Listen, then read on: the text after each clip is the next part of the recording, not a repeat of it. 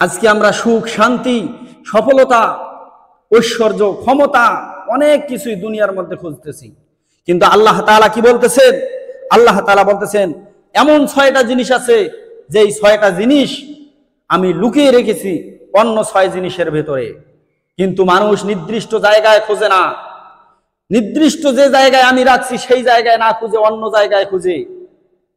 যেমন 1 নম্বরে হচ্ছে আমি আল্লাহ সুবহানাহু ওয়া তাআলা সুখ, স্বাচ্ছন্দ্য, সুখ, শান্তি, সফলতা সবকিছু রেখেছি জান্নাতের মধ্যে, কিন্তু মানুষ সেই বিষয়টা খেয়াল না করে দুনিয়ার মধ্যে সুখ খোঁজে, মনে করে দুনিয়ার মধ্যেই মনে হয় সুখ শান্তি আছে, কিন্তু অথচ আমি আল্লাহ তাআলা সুখ শান্তি রাখছি জান্নাতের মধ্যে।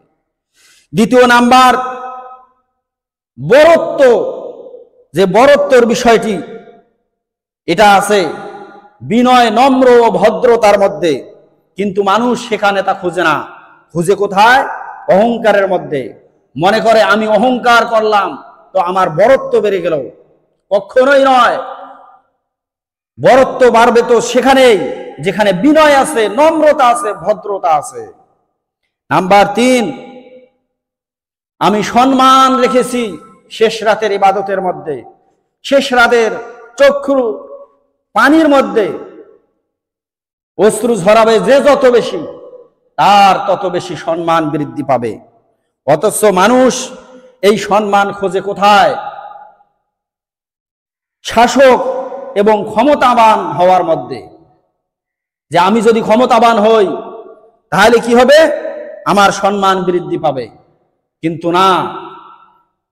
আবার আল্লাহ সুবহানাহু ওয়া তাআলা 4 নম্বরে বলতেছেন যে আমি ইসলামের যে মূল শান্তি, এই শান্তিটা আমি রেখেছি ক্ষুধা, দরিদ্রতা ও ধৈর্যের মধ্যে, কিন্তু মানুষ ক্ষুধা, দরিদ্রতা এবং ধৈর্যের মাঝে ইসলামকে খুঁজে না।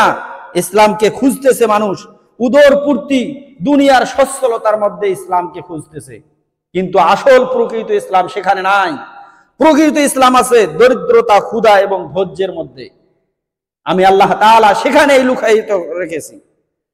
5 নম্বরে আল্লাহ তাআলা বলতেছেন যে তোমরা দুনিয়ার মানুষ ধনী হওয়াকে রেখেছি অল্প তুষ্টির মাঝে, কিন্তু তোমরা দুনিয়াতে ধনী হওয়াটাকে কোথায় খুঁজতেছো?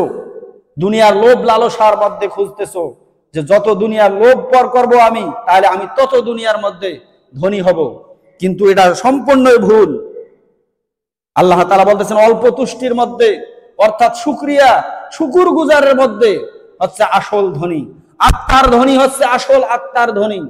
আত্মার মধ্যে যদি শান্তি না থাকে তাহলে দুনিয়ার যত টাকা পয়সা, ধন দৌলত থাকুক না কেন, সেখানে কোনো শান্তি পাওয়া যাবে না। তারপর 6 নাম্বার দোয়া কবুল। আজকে আপনি আমি দোয়া করি, সদা সর্বদাই দোয়া করি, কিন্তু আপনার আমার দোয়া কবুল হয় না। আল্লাহ তাআলা বলতেছেন দোয়া কবুলের মাধ্যম আমি রেখেছি হালাল উপার্জনের মাধ্যমে। যার যত উপার্জন হালাল, যার যত খাদ্য হালাল, তার দোয়া তত বেশি কবুল হবে। কিন্তু হালাল উপার্জনের মধ্যে দোয়া কবুলের বিষয় না খুঁজে আমরা হারাম উপার্জনের মধ্যে দোয়া কবুল খুঁজতেছি।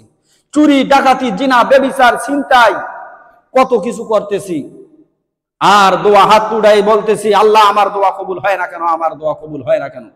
আল্লাহ তাআলা লুকায়িত রাখছেন হালাল উপার্জনের মধ্যে, হালাল উপার্জনের মধ্যে দোয়া কবুল হওয়ার মাধ্যম রাখছেন, যেখানে আপনি আমি না খুঁজে হারাম উপার্জনের মধ্য দিয়ে দোয়া কবুল হওয়ার সিস্টেম করতেছি।